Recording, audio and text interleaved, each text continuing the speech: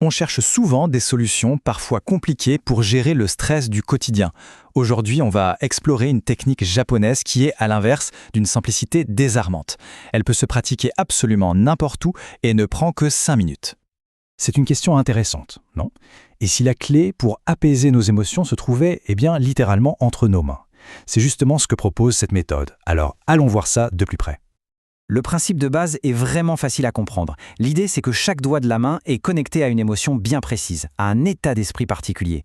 C'est un peu comme si nos mains étaient une cartographie de nos ressentis. Alors regardons ce que ça donne. Le pouce, par exemple, est lié à l'anxiété, aux soucis qui tournent en boucle. L'index, lui, correspond à la peur. Le majeur, souvent le doigt le plus imposant, est associé à la colère, au ressentiment. L'annulaire est connecté à la tristesse, à la mélancolie. Et enfin, le petit doigt, l'auriculaire, est lié à l'estime de soi et à l'optimisme. Ok, maintenant qu'on a vu la théorie, passons à la pratique. Comment est-ce qu'on fait concrètement? Vous allez voir, la beauté de la méthode, c'est vraiment sa simplicité. Voilà comment ça se déroule, en 3 petites étapes. D'abord, on enveloppe tout simplement un doigt avec la paume et les doigts de l'autre main. Ensuite, on garde cette position pendant 1 ou 2 minutes en respirant bien profondément. Et enfin, on fait la même chose pour chacun des 5 doigts. C'est tout! On commence donc avec le pouce. On l'entoure avec l'autre main, sans serrer, juste un contact doux. On prend un instant pour sentir cette prise. En faisant ça, on s'adresse directement à ces sensations d'anxiété et d'inquiétude. On passe ensuite à l'index. Le geste est exactement le même. On l'enveloppe délicatement. Cet exercice tout simple est pensé pour nous aider à calmer nos peurs, à les apaiser. Vient le tour du majeur. Encore une fois, on applique le même principe. En l'enveloppant, on se concentre sur des émotions plus vives comme la colère ou le ressentiment. C'est une façon de prendre une pause pour mieux gérer ses sentiments. On continue avec l'annulaire. Celui-ci est intéressant parce qu'il a un double effet.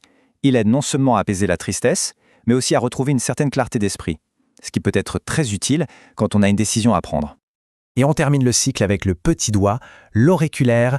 En maintenant ce dernier doigt, on cherche à travailler sur son estime de soi, à nourrir un peu plus de confiance et d'optimisme.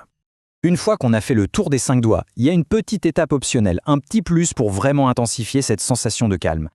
C'est très simple. Avec le pouce de la main qui est libre, on vient exercer une légère pression juste au centre de la paume de l'autre main. On reste comme ça pendant 1 minute environ. Alors, pourquoi ce geste?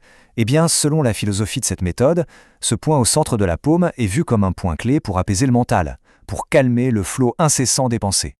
J'insiste sur un point qui est vraiment crucial et qui accompagne tout l'exercice, la respiration. Il est essentiel de respirer lentement, profondément.